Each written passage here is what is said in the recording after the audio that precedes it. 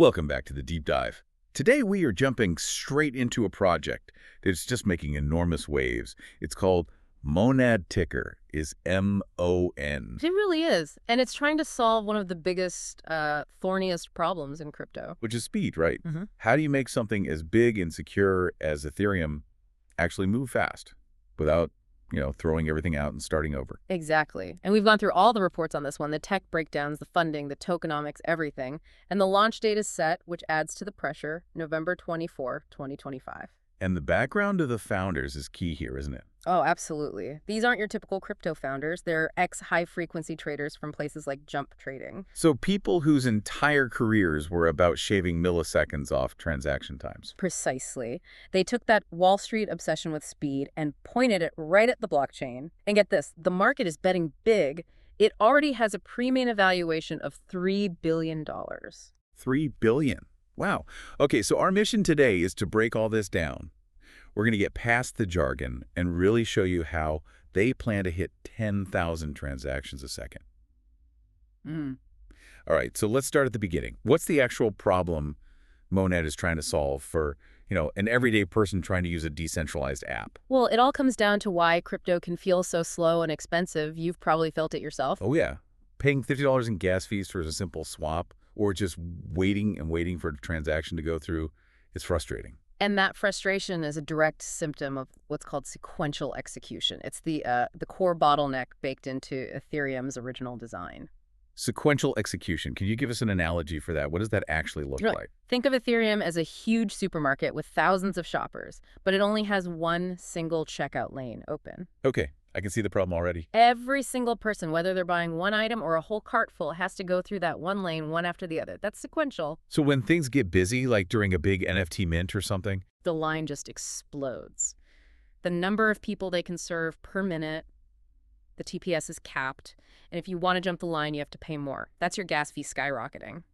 Monad basically looked at that single checkout lane and said, we can open up 100. So that leads us to their solution. I mean, the ambition here is just massive. Our sources are saying they're trying to crack the scalability trilemma for the EVM world. They are, which is... Yeah. It's famously difficult. The trilemma is this idea that you can have decentralization, security, and scalability, but you can only ever pick two. And Ethereum famously picked decentralization and security. Right, and sacrifice speed. Monad is basically trying to have its cake and eat it too. They're going for what the reports call the Holy Grail. Which is exact. It's a two-part goal. First, and this is maybe the most important part, keep everything that makes Ethereum great. All the developers, all the tools like MetaMask, all the code. So full EVM compatibility. So no one has to learn a new programming language or anything like that? Nothing. It just works. But, and this is goal number 2, you get the speed of a totally different chain, like Solana. They're aiming for 10,000 transactions per second. 10,000. And a 1-second finality time, I read. A 1-second finality, which means your transaction isn't just fast, it's confirmed and irreversible in a single second. So going back to your analogy, if the old system is that single checkout lane, Monad is building a brand new superstore next door. Yes. But they've copied the layout perfectly and accept all the same credit cards. So for the shoppers, it's a completely seamless move, just way, way faster. Yeah. And this is where that high-frequency trading DNA really comes into play.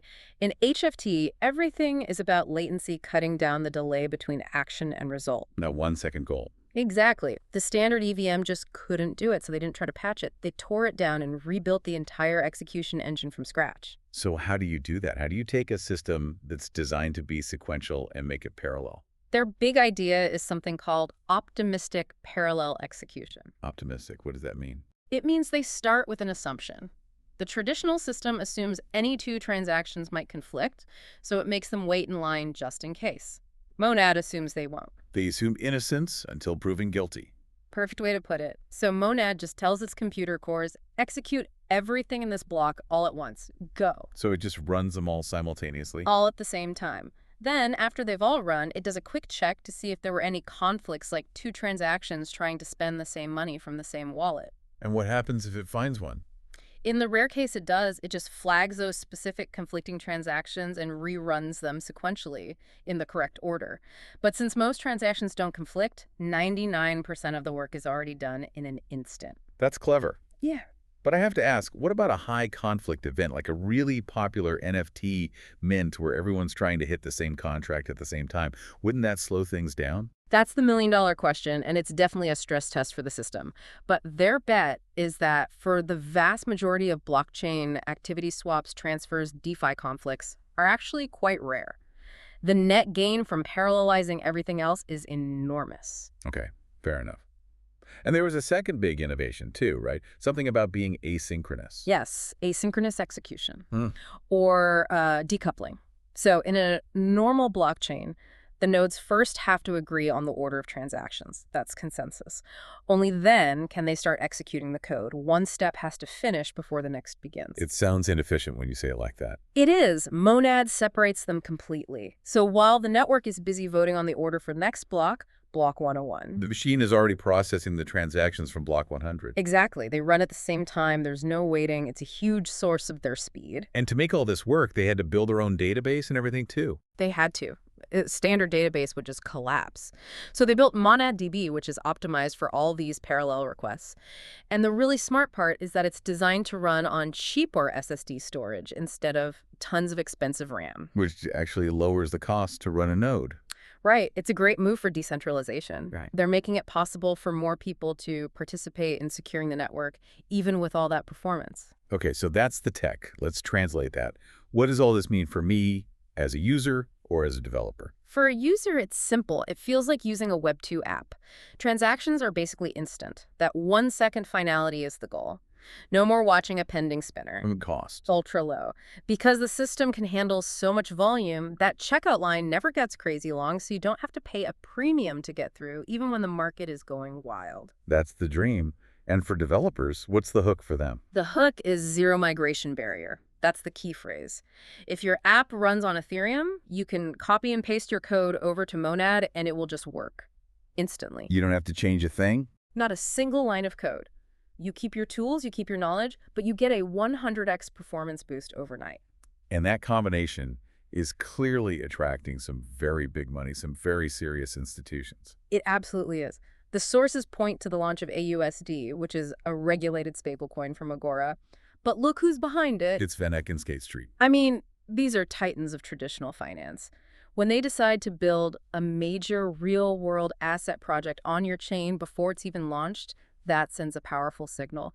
They see Monad as the future for institutional DeFi. And the testnet numbers seem to back up the performance claims. They do. The public testnet has already crunched over 2.44 billion transactions. 2.4 billion? Yeah, and it hit peaks of 34 million in a single day. The engine works. The question is, can it handle the chaos of real money? Which is the perfect transition to the risks, because with this much hype and this much ambition, there have to be some major red flags. Oh, there are. The pressure is immense. The first and biggest is just the market risk. That $3 billion valuation we mentioned, that's for a project with $0 of total value locked. 0 actual users on day one. It is, as the reports say, priced for perfection. There is absolutely no room for error. It's like a team being favored to win the Super Bowl before they've even played a preseason game. Exactly. Any stumble, any small bug, and the market reaction will be brutal. Which leads to the second risk, execution risk. The tech itself could fail. It's brand new, it's custom, it's incredibly complex, and we actually saw this happen on September 27th, just a few weeks ago. The testnet crashed. They fixed it quickly, but it's a stark reminder that this is a fragile new system.